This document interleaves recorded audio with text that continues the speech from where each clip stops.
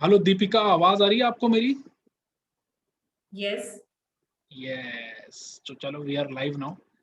सो तो नमस्ते दोस्तों, जो लोग मुझे सुन रहे हैं इस समय और इस वीडियो को देखने वाले हैं या देख रहे हैं, उनको मैं बता दूं, आज एक बहुत ही इंटरेस्टिंग बातचीत हम करने वाले हैं आदित्य दीपिका के साथ। एक बहुत ही उम्दा कलाकार हैं, इनसे मेरी मुलाकात मुंबई में हुई। इन्होंने काफी सारे सीरियल्स किए हैं, शोज किए हैं, और तो और ये एंटरप्रेन्योर भी हैं, नए नए एक्सपेरिमेंट्स करती रहती हैं लाइफ के साथ, बिजनेसेस के साथ, और क्या क्या करती हैं वो इनसे जानेंगे। और तो और इन्होंने करण जौहर जैसे नोटेड फिल्म मेकर के साथ काम भी किया है, तो सारी चीजों पे बात करेंगे और देखते हैं कि दीपिका हमें क्या क्या इंटरेस्टिंग चीजें बताती है। दीपिका, इतना काफी इंट्रोडक्शन, या और भी कुछ बताओ? That's fine. तो अच्छा, मुझे ये बताओ, एक तो कहाँ हो आप इस वक्त, और कैसे डील कर रहे हो ये जो सरकमस्टेंसेस आजकल चल रहे हैं दुनिया में। हम सभी जूझ रहे हैं कोरोना वायरस से रिलेटेड, हालांकि ये कोरोना वायरस रिलेटेड वीडियो नहीं है, जस्ट टू मेक श्योर कि you all guys are safe and sound. At this point of time, I'm in Uttarakhand, in Dehradun. This is my dad's native, and क्योंकि कुछ महीनों से बहुत ज्यादा cases हो रहे थे, मैं पिछले कुछ वक्त पहले ही मुंबई से दिल्ली आ गई थी। लेकिन अभी हम कुछ महीनों पहले उत्तराखंड आए हैं, क्योंकि दिल्ली में काफी ज्यादा केसेस हो रहे थे। तो लगा कि यहाँ पे रह के थोड़ा ऑर्गेनिक एटमॉस्फेयर को एंजॉय करना चाहिए। तो it's been I guess 2 months and it's quite fine here. Like अभी कुछ वक्त हूँ यहाँ पे, और कोशिश हो रही है आपके जैसे फ्रेंड्स कनेक्ट कर रहे हैं, जो हम सब मुंबई से ही हैं। और इस टाइम पे it's very important for us to be safe and be calm. काम होगा, होना ही है। हम लोग इतनी मेहनत कर चुके हैं और कर रहे हैं, लेकिन ये कि इस पॉइंट ऑफ टाइम पे हम लोग को खुद के लिए और अपनी फैमिलीज के लिए अच्छे से सेफ रहना ज्यादा जरूरी। So this is more important at this point of time. When we say na, it's a need of the hour. So it is that way. I found that. अच्छा, एक चीज मैंने कभी पूछ नहीं तुमसे, मतलब I am really curious to know, तुमको बॉम्बे में कितने साल हो गए, कितना साल तुमने मुंबई में बिताया है? Uh, It was in 2014 I actually have started. So you can say like 2010 से मेरा ऑफ एंड ऑन आना जाना तो था। कभी कुछ काम से आना जाना, लाइक कॉलेज के कुछ असाइनमेंट, जॉब के कुछ असाइनमेंट्स हुआ करते थे, उसके लिए आते थे। लेकिन कभी इस चीज में बहुत पार्टिसिपेशन नहीं रहा।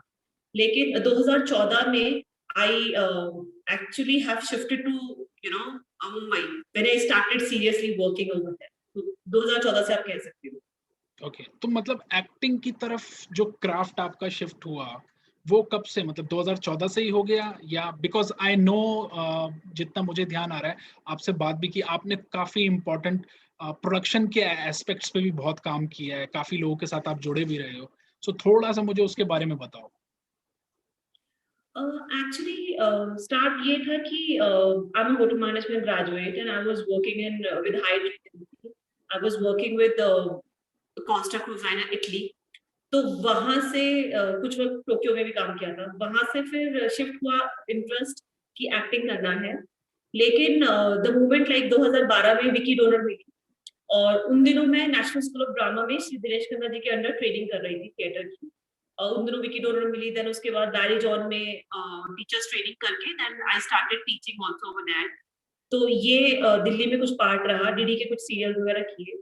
उसके बाद जब 2014 में बॉम्बे शिफ्ट किया, तो ऑनेस्टली स्पीकिंग ये शायद सबके साथ होता है। लाइक मैं पहली इंसान नहीं थी, लेकिन सबके साथ ऐसा होता है कि जब आप अपने अपने शहरों में काम कर रहे हो तो आपको काम मिलता रहता है, अच्छा बुरा छोटा मोटा, काफी अच्छे एक्सपीरियंसेस होते हैं, यू फील मोटिवेटेड।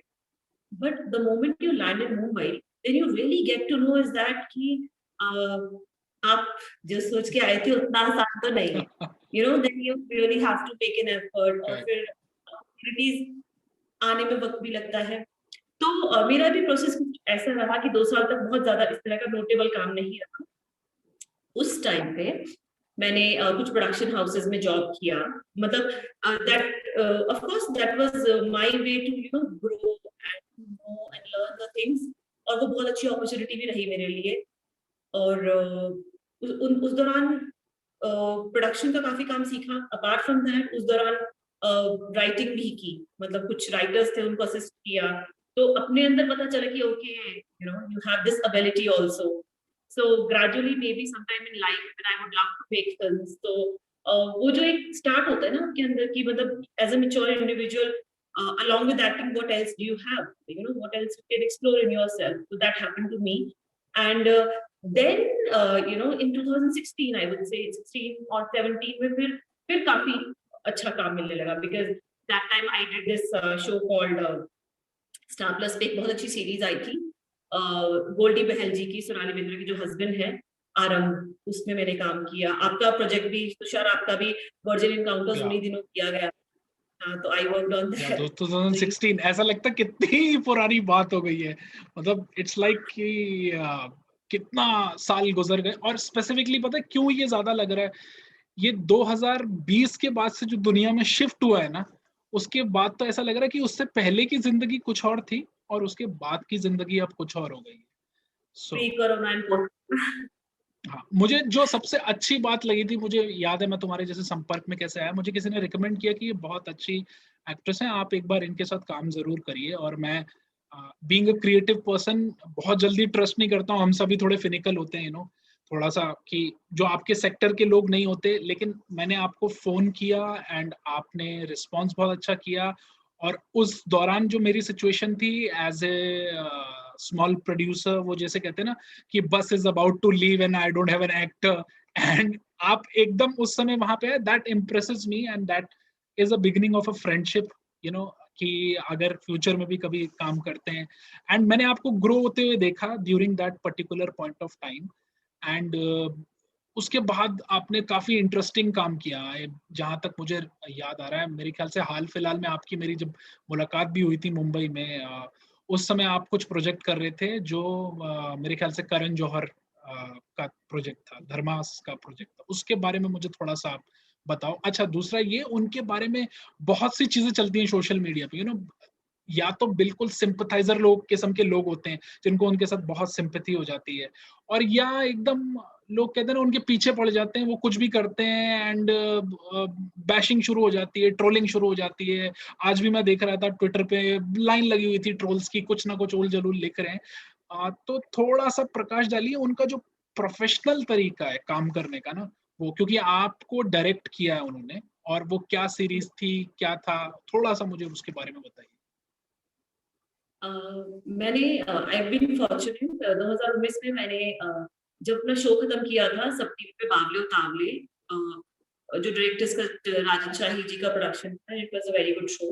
वो हमारा खत्म हुआ और उसके बाद मुझे मुकेश छाबड़ा जी के यहाँ से कॉल आई थी कि एक बहुत बड़ी फिल्म है, उसके लिए आपका स्क्रीन टेस्ट लेना है। तो I said okay, then I went there, I given the audition and he asked me to come in a specific attire without makeup.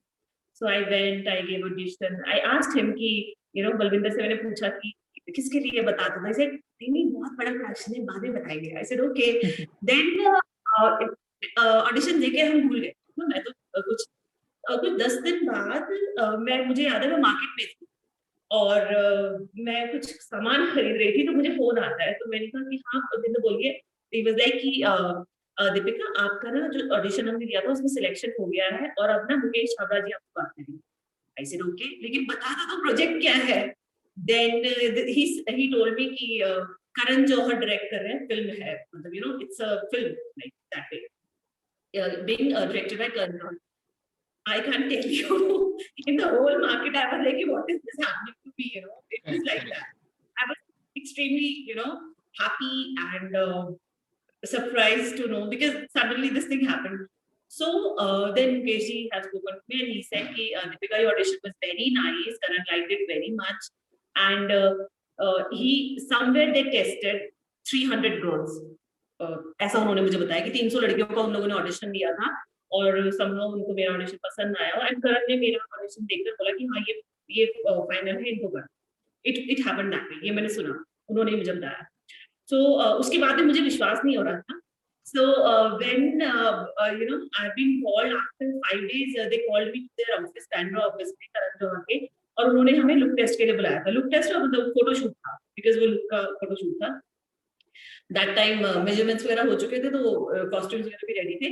They have given me an attire and you know the various kind of looks, different days with jewellery and everything, and that time I thought okay this is happening, yes. And coincidentally मेरा और हिबा शाह, जो नसीरुद्दीन शाह की जो जी जी बिल्कुल। And वो इसमें मेरी mother जैसा कैरेक्टर प्ले कर रही है, because I am always been you know under her in that series. तो और I think I was the only one who is you know kind of very naive and very simple character in that entire series. तो उनको भी मैंने देखा, उनसे मिली मैं, तो मुझे तब लगा कि मैंने कहा हाँ ये पूरा है। तो ये सब रहा, बहुत अच्छे से हमारा गोवा में स्टार्ट हुआ। और who was everything nice, बहुत अच्छा लगा। कुछ दूसरे दिन हम लोग गए शूट पे, करण जौहर से मिले and he was so amazing, you know, मतलब आई कुड बिलीव कि करण जौहर मेरे सामने खड़े हैं, you know, and he was doing this all.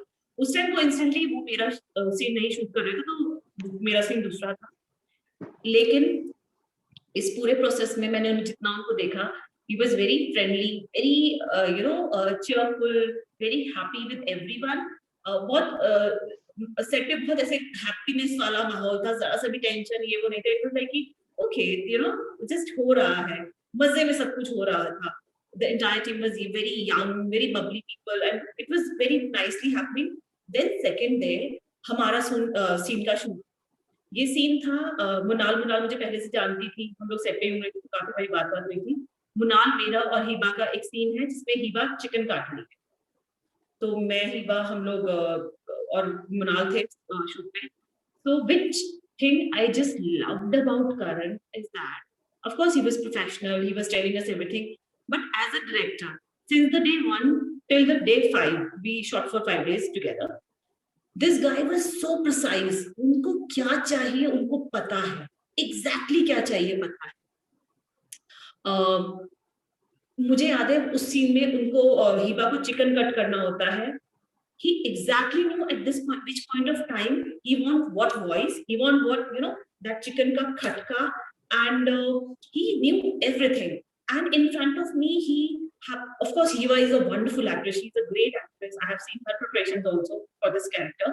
वो वैनिटी में भी तैयारी करती रहती थी। लेकिन जब मैंने करण को देखा उनको डायरेक्ट करते हुए, वो 5 बार उन्होंने उनको बताया होगा, 5 बार एकदम सेम बताया। यू नो मतलब वो इतना एग्जैक्टली अपने दिमाग में क्लियर थे कि उनको क्या चाहिए, कैसे होना है। और उसके बाद फिर नेक्स्ट डे रात को मेरा सीन, एक और सीन था जिसमें शादी के बाद हम लोग बात कर रहे होते, मैं और हिबा, वो सीन हम शूट कर रहे थे। तो Karan was not in front of me, he was behind, because वो बहुत छोटी जगह थी और बहुत डार्क सेटअप था, तो करण हमारे साथ हो नहीं सकता, तो दूसरे रूम में थे, सिर्फ आवाजों से कम्युनिकेट हो रहा। तो उस पॉइंट ऑफ टाइम पे उन्होंने आके मुझे लिटरली एक्सप्रेशन बताया कि यू हैव टू से दिस लाइक दिस दे वो। तो व्हाट आई एक्चुअली, मैंने बहुत लोगों के साथ काम किया है, लेकिन करण के साथ मैंने एक चीज बहुत अच्छी देखी कि करण को ना ये पता है कि उनको क्या चाहिए। बहुत से बड़े बड़े डायरेक्टर में नाम नहीं ले सकती, लेकिन उनको मैंने ऐसा देखा है कि वो एक्टर के ऊपर छोड़ देते हैं कि अच्छा कुछ आप कर ना दो, ऐसे कर कुछ कर दो। वो मुझे पता है, कुछ कर दो, आप कुछ कर दो। लेकिन करण को जो चाहिए था उसने हम सबसे वो निकलवाया। मतलब करण को ये नहीं था कि तुम ये करो, करण को था कि मुझे ये चाहिए, अब तुम यहाँ तक पहुंच जाओ। So that I just loved about him. The you know वो एक हमारी एक्टिंग में एक वर्ड होता है एक्शन कंटिन्यूटी, जो एक्टर्स को बहुत ध्यान रखना पड़ता है कि किस लाइन पे या किस मोमेंट पे हमने क्या एक्शन लिया है। बीइंग अ डायरेक्टर, जब वो हमको वो यू नो 15-20 लाइन का डायलॉग या फिर 5 मिनट का वो जो पूरा सीन, यहाँ से लेकर घूम कर वो किचन का पूरा राउंड लगा के यहाँ तक आने तक का पूरा सीन उन्होंने ब्लॉक किया। जब उनको एक एक चीज पता थी और बहुत अच्छे से पता थी, उन्होंने 5 बार सेम चीज बताई, एक बार में उनका एक भी चीज चूक नहीं हुई। So that very time I, you know, this thing I learned from him is that कि whenever tomorrow I will be a filmmaker, so I will make sure कि मैं जब भी अपना कुछ भी you know डायरेक्ट करने जाऊं, तो मेरी जो तैयारी हो ना, मेरे प्री प्रोडक्शन सेटअप में, मेरे ऑफिस में हो चुकी हो। तो जब मैं शूट पे जाऊंगी, उस टाइम मुझे पता होगा कि मुझे किस जगह से क्या चाहिए। अगर मैं टेबल पे हूँ तो टेबल पे ये मूवमेंट, ये डायलॉग ऐसा, चेयर पे हूँ तो ये मोमेंट ये I just loved it. I really loved it. I will never forget that experience, I would say. So I just, I was overwhelmed, or I was a fangirl by that time. Of course, Karan is the favorite of everyone. Yeah, this was my fan girl experience. से मुझे एक चीज याद है कि उनकी जो फिल्में हैं हम सब ने ही तकरीबन देखते आए हैं, देखते देखते एक तरह से बड़े हुए हैं। मुझे अभी भी याद है कि जब हम लोग स्कूल में होते थे तो हर लड़की कुछ कुछ होता कि इतनी बड़ी फैन थी कि हर लड़की खुद को काजोल समझती थी और उसको ये लगता था कि सपोज ये जो दूसरा जो किरदार किया रानी मुखर्जी ने, उसने तो एक दिन मर जाना, मुझे कम से कम शाहरुख मिल जाएगा। तो तो उसमें भी मेरे सारी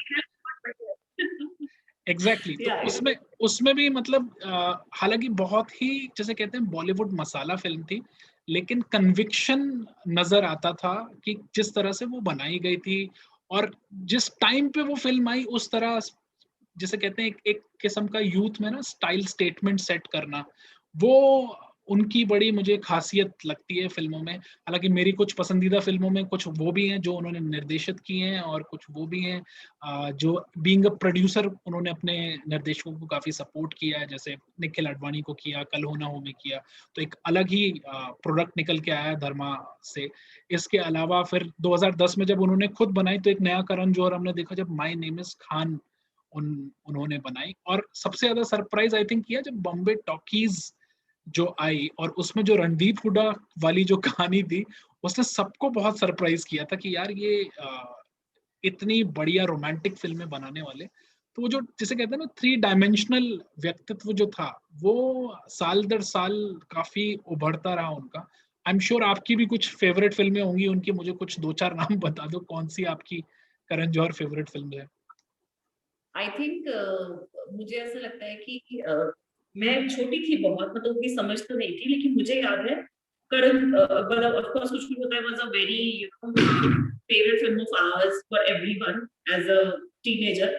उसके अलावा लेकिन आज जब मैं सोचती हूँ ना तो मुझे लगता है कि उस 28 साल के लड़के ने, या फिर आई थिंक ज्यादा एज नहीं होगी उनकी, वही 27-28 के गैप होंगे, उस टाइम पे उस तरह के इमोशन को और वो लव में भी नहीं। मैंने किसी फिल्म फेस्टिवल में, जागरण में या किसी फिल्म फेस्टिवल में उनका सुना था, मामी ने शायद, तो उन्होंने कहा था कि I didn't knew about those feelings and everything, I never been in love in that time, but I have done that. Even उन्होंने एक किस्सा ये बताया था, कुछ कुछ होता है का, कि वो जो शाहरुख खान ने उसमें जो वो पहनी है ना जर्सीज, दोस स्पोर्ट्स में कॉलेज टाइम पे, he specifically went to this New York to buy them. तो the point is that कि this guy was so passionate about कि जो भी चाहिए बेस्ट चाहिए। In fact मेरी जो फेवरेट फिल्म है उनकी, भी वैरी जो उनकी भी फेवरेट है, बिकॉज ये भी मैंने किसी फेस्टिवल में सुना था, दैट इज ये कभी अलविदा ना कहना। Okay. मैंने जब वो फिल्म देखी थी, I was like, I can't tell you how I felt. I felt कि what is this? I think that time I wasn't even मैं तो समझती भी नहीं थी कि ऐसे क्या रिलेशन होते हैं। लेकिन अब अगर आपको फिल्म देखूं तो that film was really mature, and उस वक्त भी उनकी एज बहुत कम रही होगी। तो और जब हम माय नेम इज खान का नाम लेते हैं, उस टाइम पे उस मुद्दे को उठाना, ऑटिज्म के बारे में बात करना, दिस कम्युनिटी जो आज भी ये हमारे बीच में हिंदू मुस्लिम के इश्यूज होते हैं, उन चीजों के बारे में बात करना, इतना मेच्योर सब्जेक्ट लेकर आना, और बिल्कुल भी प्रीचिंग नहीं लग रहा है, पॉलिटिकल नहीं लग रहा है। आप किसी की कहानी देख रहे हो लेकिन उसके अंडर सबटेक्स्ट में बहुत सारी चीजें चल रही हैं, और मनोरंजक है। सबसे इंटरेस्टिंग है कि मनोरंजक भी है। ऐसा नहीं है कि मतलब वो कहते हैं ना आर्टी सिनेमा बनाने के चक्कर में बहुत सी चीजें छोड़ दी हैं। इंटरेस्टिंग भी है, मनोरंजक भी है और वो उम्मीद देता है। मतलब देखो इसमें झूठ नहीं होगा मैं अगर ये कहूं कि मैं करण जौहर की लेटेस्ट मैंने जो कुछ फिल्में देखी हैं मैं निराश भी हुआ हूं। लेकिन ये जरूर है कि जब उनके द्वारा निर्देशित कोई फिल्म आती है और इतना बड़ा उनका बैकग्राउंड रहा है, बैकड्रॉप रहा है, तो उम्मीद से मैं जरूर जाता हूं कि शायद इस बार मुझे कुछ निराशा भी हाथ लगती है। लेकिन जैसे ए दिल मुश्किल पर्सनली मुझे बहुत पसंद नहीं आई, गाने बहुत फेमस हुए फिल्म के और मुझे लगा यार ये क्या मतलब बहुत ज्यादा लंबा मामला हो गया उसमें। लेकिन उम्मीद जरूर रहती है, उम्मीद मुझे जरूर रहती है। ऐसे मुश्किल हाँ थोड़ी लेंदी थी, ये मैं भी समझ सकती हूँ, लेकिन उसने भी कहीं ना कहीं वो जो मुद्दा, वो जो परफॉर्मेंसेस, वो जो आपका गिर के उठना, या फिर आप ये कह लो कि ट्रू लव विंस, मतलब there were so many things. I think Karan Johar की फिल्मों में ना, ऑफ कोर्स पहले लोग रिलेट करते थे यश चोपड़ा जी की फिल्मों से, लेकिन ओवर द टाइम अभी ना लोग बहुत ज्यादा करण जौहर की फिल्मों से इसे relate, not relate I would say, but they look towards, why, because वो ना लार्जर देन लाइफ दिखा देते हैं, मतलब जो हम सोच भी नहीं सकते ना पर्दे पे वो होता है। For that instant I tell you, I remember one thing what happened in my shoot. हमारे शूट में एक बहुत छोटा सा सीन था जिसमें मुनाल को देखने के लिए अविनाश के घर वाले आते हैं, यू नो लड़का लड़की होते हैं फर्स्ट सीन में। उसमें जो मुनाल की मॉम बनी थी, ये मेरी फ्रेंड है नम्रता, मतलब उन दिनों हम दोस्त बने सबके सब, उन्होंने जो साड़ी पहनी थी, you know that he was so specific, he saw the everything, and that sari was for somewhere around like 25-30,000। मतलब can you believe that just for a short she was wearing a attire of a, you know, maybe सब कुछ मिला के 1 lakh rupees on just one character, and that was not a prime character, that was, and that was just a scene, you know, a blink, ऐसा भी नहीं था बहुत लंबा चौड़ा सीन था कुछ भी। तो उनका ये होता है कि आप जो भी करोगे ना फाइनेस्ट करो, be it emotion, be it scene. Even मैंने उन्हीं के मुंह से सुना था कि कभी खुशी कभी गम में वो जो गाना है लहजा लहजा, उसपे उनको फानूस चाहिए थे, यू नो दोस शैंडलियर्स, तो वो पता नहीं कहाँ से उन्होंने इंपोर्ट किए थे, और उनके डैड ने खुद कहा था कि तुमने तो मेरा बजट ओवर बजट कर दिया। तो यू नो इस तरह की चीजें जब आप किसी फिल्म मेकर के बारे में सोचते हो, जैसे सनीला बंसाली भी बहुत ज्यादा अपनी चीजों को लेकर जी पर्टिकुलर है, तो ये जो चीजें है ना, ये शायद किसी भी फिल्म मेकर की आई वुड से कि स्पेक्ट्रम को दिखाता है कि यू नो वो हर चीज से कितना कंसर्न है। कभी कभी लोग ऐसे सोचते हैं ना कि चलो ठीक है, ये कॉस्ट्यूम का काम है, आर्ट का काम है, ये उसका काम है, मैं तो सिर्फ डायरेक्शन करने जा रहा हूँ, मैं फ्रेम बनाऊंगा और सिर्फ आर्टिस्ट को ब्लॉक करके उनकी परफॉर्मेंस निकलवाऊंगा, नहीं। मतलब I have seen with this guy, he was concern about everything, because I remember जब मेरा फोटोशूट हुआ था, which I mentioned just now, that time I remember the photographer was taking our pictures and then he was taking every click to him, you know, ये ऐसा है, ये ऐसा है, और ये कुछ हम शायद 10 लोग होंगे कास्ट में, सबके साथ हुआ था, यू नो, एक जन की 20-25 फोटो लेके उनको हर बार दिखाई जा रही थी। तो this is what we talk about की परफेक्शन, यू नो, उनको हर चीज से वो जुड़े हुए। तो दिस वाज माय एक्सपीरियंस। और हाँ, फिल्में तो उनकी मुझे तो सब अच्छी लगती है, तो और आई मुझे डोंट हैव दैट। मुझे पता है अच्छा सिर्फ ये नहीं लगता कि जैसे वो फिल्में बनाते हैं उसमें देखो फिल्म फिल्म एक ऐसी चीज होती है ना, ये बहुत पर्सनल होती है, किसी को कोई पिक्चर अच्छी लगती है किसी को नहीं लगती है, बट जो ओवर द इयर्स मैंने देखा है जो एक शार्प माइंड जिसे कहते हैं ना, as a businessman he grew, like जैसे बाहुबली जिस समय आई उसको डिस्ट्रीब्यूट करना, फिर एक नया ट्रेंड शुरू हो गया, बाद में एक्सेल एंटरटेनमेंट भी जो दूसरी इस तरह की फिल्में उनको लेके, या अब लोग डिस्ट्रीब्यूशन सोच रहे हैं, या तो वो सेंस रखना भी अपने आप में हमेशा हमको ये लगता है कि जैसे हम सभी एक प्रोसेस से गुजरे हैं, और हमको लगता है कि जी। सपोज हम किसी फिल्म स्कूल जाते हैं तो हमने एक कोई पर्टिकुलर चीज सीख ली फिल्म के बारे में, जैसे मैं एक्टर हूँ और मैंने एक्टिंग सीख ली तो बस हो गया अभी, या मैं डायरेक्टर हूँ मैंने डायरेक्शन सीख लिया कैमरा सीख लिया तो बस हो गया, लेकिन हम भूल जाते हैं कि कितने लोगों को इन्वॉल्व करके एक छोटा सा प्रोडक्ट बनता है जिसे हम फिल्म कहते हैं, और वो बाद में कितना बड़ा और इम्पैक्टफुल हो जाता है। तो ओवर द इयर्स मैंने ये देखा है कि as a businessman he grew also, मतलब एज ए डायरेक्टर तो क्या? वो बढ़ रहे हैं, लेकिन as a businessman also despite being whatever people are saying, इसलिए मैं हमेशा जब भी कोई यूथ खासतौर से होता है ना, नए एक्टर्स होते हैं यूथ होते हैं जो एक माइंडसेट के साथ आ जाते हैं, क्या होता है बाहर इतना कुछ चल रहा है एक माइंडसेट बन जाता है, हर किसी का माइंडसेट है, इतना आप अखबार में पढ़ रहे हो ट्विटर में देख रहे हो, आज तक लोग महात्मा गांधी के बारे में पढ़ा उतना नहीं है जाना नहीं है, लेकिन क्योंकि सब खराब बोल रहे हैं तो खराब बोल देते हैं। तो मैं उनको हमेशा कहता हूँ कि किसी भी इंसान के बारे में, being it a Karan Johar और एनी अदर फिल्म मेकर, आपका अपना तजुर्बा जो है आप उससे सीखने की कोशिश कीजिए। और ये जो हम जो आज बात कर रहे हैं उनकी फिल्मों के बारे में, उनके बेसिकली रेट्रोस्पेक्टिव के बारे में, इसका भी ये रीजन है बिकॉज आपने उनको नजदीक से देखा है, उनके साथ काम किया है। मैंने एज ए जर्नलिस्ट वो चीज समझने की कोशिश की है, किस तरह की फिल्में वो बना रहे हैं। आने वाले टाइम में एक और एक्सपेरिमेंटल फिल्म वो कर रहे हैं, तख्त कर रहे हैं, एक बड़ी फिल्म हिस्टोरिक होने वाली है, वो कब आती है वो देखेंगे कैसी फिल्म होगी, लेकिन एक्सपेरिमेंट के लेवल पे वो आगे बढ़ रहे हैं।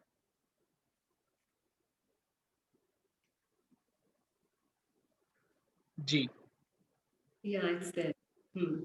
Uh, वो in fact I would say that कि वो एक ऐसे इंसान है जिन्होंने हर काम बहुत अच्छे से किया है. In fact he tried in acting also. If you have seen this film called Bombay velvet, he played the main villain in that film and he did fantastic, like amazing job. Like it was fantastic job. वो film नहीं चली लेकिन वो मेरी बहुत favourite film है, because वो film बहुत अमेजिंग बनाई गई. आई डोंट नो, नहीं लोगों को पसंद आई लेकिन फिल्म बहुत अच्छी है. करेक्ट। अनुराग कश्यप ने बनाई बहुत अच्छी है और लोगों ने परफॉर्म बहुत अच्छा किया सबने. तो हाँ, मतलब वो जिसे कहते हैं ना कि वो हर चीज में बहुत अच्छा अपना पार्टिसिपेशन करते हैं. He is been a very great actor. And I think उनके डैड बहुत बड़े, उनके ग्रैंड पेरेंट्स का भी बैकग्राउंड था. जी उनके डैड बहुत अच्छे डायरेक्टर थे. लेकिन आपने जो बिजनेस वाली बात कही कि धर्मा को आज इन बॉलीवुड का टॉप प्रोडक्शन हाउस, मतलब यशराज के बाद यशराज के इक्वलेंट धर्मा है, तो वो करेक्ट। बनाने में इंसान ही एक पड़ रहा है. और ऐसी बात नहीं है, एज यू एक्चुअली मेंशन, फिल्में बनाना खुद डायरेक्ट करना एक बात है. उन्होंने बहुत सारे डायरेक्टर्स को काम दिया है. कुछ, if I am not wrong, उन्होंने शायद 50 से ऊपर तो फिल्में प्रोड्यूस की हैं. बहुत लोग जैसे अभिषेक वर्मन हुए, निखिल अडवाणी हुए, आपने मेंशन किया, इस तरह शशांक खेतान, इस तरह के बहुत सारे लोगों को उन्होंने जगह होता है. बीच में थोड़ी सी देर के लिए आवाज कटी थी आपकी, आप कुछ कह रहे थे. हाँ, ये तो मैं भी मानता हूँ कि ब्रेक मतलब यूजुअली क्या होता है, हम सिर्फ ये समझते हैं कि एक्टर्स को ब्रेक दिया एंड स्पेसिफिकली स्टार किड्स को ब्रेक मिलता है ना. अब कुछ हद तक सही भी है बात कि बड़े जहां रोल्स होते हैं, मीटी रोल्स होते हैं, वहां पे है फैमिली कनेक्शंस है, बहुत सी चीजें वर्क करती हैं आपके फेवर में, आपके अगेंस्ट, और सब कुछ होता है. लेकिन हाँ, ये मेरे को पता है क्योंकि मेरे अपने जानकार बहुत से ऐसे क्रिएटिव दोस्त हैं जो धर्मेटिक में काम कर चुके हैं, अभी कहीं और काम कर रहे हैं, जिनका करियर शुरू हुआ धर्मा के साथ और अब कहीं और अच्छा काम कर रहे हैं. तो क्रिएटिव लोगों को ब्रेक बहुत मिलता है, ये सच है. ये तो मैं मानता हूँ कि मतलब लोग क्या है कि एक तस्वीर देखने की कोशिश करते हैं कि भाई वो सिर्फ एक्टर्स की बात शुरू हो जाती है, फिर वो पुराना डिबेट आ जाता है, वो किसी ने कमेंट किया था, वो नेपोटिज्म वाली बात है, एक्सेट्रा एक्सेट्रा. तो वो, लेकिन आप ये भी देखो कि क्रिएटिवली भी ब्रेक मिलता है, एक एनवायरनमेंट ऐसा क्रिएट होता है. और मेरा ये हमेशा से मानना रहता है कि जब भी कोई बड़ा प्रोड्यूसर या डायरेक्टर कोई फिल्म बनाता है, वो फिल्म सफल होती है और वो बिजनेस करती है, तो उसका फायदा उस कंपनी को मिलता है और वो कंपनी ग्रो करती है, उसमें ज्यादा लोगों को रोजगार मिलता है. और वो व्यक्ति सारी फिल्में तो खुद नहीं बना सकता, डेफिनेटली वो किसी को ब्रेक देगा और उससे और मौके, एम्प्लॉयमेंट और बहुत सी चीजें और जनरेट होते हैं. तो ये एक, मुझे लगता है एस्पेक्ट जो है ना, कई बार लोग भूल जाते हैं, सोचते हैं यार बस वो बड़े लोगों को ब्रेक देते हैं, वहां जाना बड़ा मुश्किल है, ये वो. बट नहीं, वो एक सिस्टम का एक, जिसे कहते हैं ना, हिस्सा एक है जो इस तरह से काम करते हैं ओवर द इयर्स. तो इंटरेस्टिंग है उनके बारे में. मतलब आने वाली भी कुछ फिल्में नेटफ्लिक्स के साथ काम कर रहे हैं अभी. माँ आनंद शीला के ऊपर एक उन्होंने, वो एक डिजिटल आर्म बढ़ रही है उनकी, एक तरह से जिसे नए अडॉप्ट कर रहे हैं नए एनवायरनमेंट के साथ. तो धर्मा वाकई में जैसे हिंदुस्तान के सबसे बड़े प्रोडक्शंस में से एक है, उसमें कोई शक नहीं है. और जिसने भी काम किया उनके साथ वो ये तो जानता है कि काम बहुत प्रोफेशनली होता है, काम बहुत ही, बहुत. बहुत, मतलब ये जो कई कहानियां होती हैं आपको छोटे प्रोडक्शन में फिर भी गड़बड़ दिखेंगी, लेकिन यहाँ उस तरह से नहीं होता. And I would like to mention one more thing. मैंने जब एक चीज तो ये थी कि वहां पे सबको ट्रीटमेंट बहुत इक्वल मिलता है. मतलब हम लोगों का ट्रीटमेंट बहुत बहुत अच्छा था जब हम लोगों ने रेनोवेट किया, और सबका बराबर था. मतलब इस टेबल पे हम खा रहे थे, उस टेबल पे करण खा रहे थे. No, it was never like that कि डिफरेंट कुछ होता था. ये दूसरी अलग बात और ये, वो अलग, जैसे कई स्टूडियोज में हो जाता है, ये अलग लगा दो, डायरेक्टर के लिए अलग लगा. अलग नहीं थे. हम सब एक ही जगह होते थे, which was very good. और हर किसी का उतना ही ध्यान रखा जाता था जितना उनका ही रखा जा रहा है. दूसरी बात, मेरे साथ एक पर्सनल एक्सपीरियंस बहुत अच्छा हुआ था यहाँ पे. वो ये था कि जब मैं लास्ट ईयर लॉकडाउन में आई थी, उस टाइम पे ये मेरा जो मैंने किया था इसका गो स्टोरीज का, इसका मेरा पेमेंट ड्यू था. मतलब due to some reason I could not claim for that. I couldn't get it, not get it, I didn't even apply for it. ऐसे ले लेंगे. But when I came here in lockdown, सब कुछ freeze हो चुका था, कुछ भी नहीं हुआ था. और कुछ 15 दिन बाद मुझे पैसों की जरूरत पड़ी, तो मैंने उनके प्रोडक्शन हाउस को फोन किया. मैंने कहा कि मेरी ऐसे ऐसे पेमेंट ड्यू है और मुझे वो चाहिए. तो उन्होंने कहा कि अभी ऑफिस बंद है, अभी प्रोसेस नहीं कर सकते हैं, तो आप देखिए, एक हफ्ता वेट कीजिए, एक हफ्ते बाद खुल रहे हैं. फिर ओके. देन वो एक हफ्ते बाद नहीं खुला. तो कुछ अगेन 15 दिन बाद जो उनकी टीम थी वो मेरे कम्युनिकेशन में प्रॉपर रही, और उसके बाद उन लोगों ने in spite of the lockdown, मतलब ऑफिस शट थे, सब कुछ शट था, लेकिन उसके बावजूद उन्होंने मेरी पेमेंट दी, और जस्ट बिकॉज ऑफ दिस कि मुझे उस चीज की जरूरत थी। तो this was very nice, you know, this what I really admire about that. मतलब एक छोटा सा इंसिडेंट है, लेकिन ये बहुत मैटर करता है, क्योंकि और जो लोग काम हम करते हैं वो हम सब बम्बई में काम कर चुके हैं कई बार, प्रोडक्शन से पैसे निकालना इट्स लाइक बहुत टेढ़ी खीर है भाई। हाँ, और मैंने अक्टूबर में पेमेंट शूट किया था, मतलब due to some reason, you know, I could not go and give my details and all, ऐसा हुआ था कि मैं बहुत छोटे लगा के दिखाई, कुछ हो रहा था। और फिर उन दिनों जब दिल्ली आना हो गया, तो ये चीज बहुत अच्छी थी कि उनका ऑफिस बंद था, कोई भी काम नहीं कर रहा था, फिर भी उनकी प्रोडक्शन की टीम के लोगों ने मुझे बहुत हेल्प किया, खुद फोन करके बोलते थे, दीपिका आप ये डिटेल भेजो, आप ये डिटेल भेजो, ऐसे करो वैसे करो, पैन कार्ड भेजो, यू नो, मतलब उन्होंने पे लिया, वो पेमेंट उन्होंने मेक श्योर कि वो मुझे मिल जाए। So this was very good from their team. तो ये एक अच्छा वो मुझे लगा कि अदरवाइज वो बहुत आसानी से, यू नो, 2 महीने का ब्रेक ले सकते थे कि नहीं हम 2 महीने बाद आपको अरेंज कर देंगे, but then when they got to know that कि I mean, you know, I am asking for it, then they were like okay you we will, they took a few days, like, you know, couple of days or something, but they had given a really, you know, a serious effort towards this, which I really appreciate, honestly. या मेरे मेरे आज तक कई सारे productions के साथ पैसे पेंडिंग चल रहे हैं। ये सिचुएशन मतलब हम सब ने ही फेस की है। ये वर्किंग कल्चर ही कुछ इस तरह से बना हुआ है। इसलिए मैंने हमेशा कभी अगर आप किसी भी एसोसिएशन में चले जाओ तो झगड़ा हमेशा दोस्तों के बीच में होता है। जो प्रोफेशनली काम करते हैं ना उनके बीच में कभी झगड़ा नहीं होता। जो प्रोफेशनली कॉन्ट्रैक्ट साइन करेंगे तो जो दोस्त सिर्फ भरोसे में करता है ना, तू कर ले मैं देख लूंगा, वहां झगड़ा वो दोनों हम मोस्टली, मतलब मैं अपने एसोसिएशन जैसे राइटर एसोसिएशन की बात करूं, वो दोनों आपको वहां बैठे हुए ना मिलेंगे। ये दोनों दोस्त थे, झगड़ा हो गया पेमेंट के चक्कर में।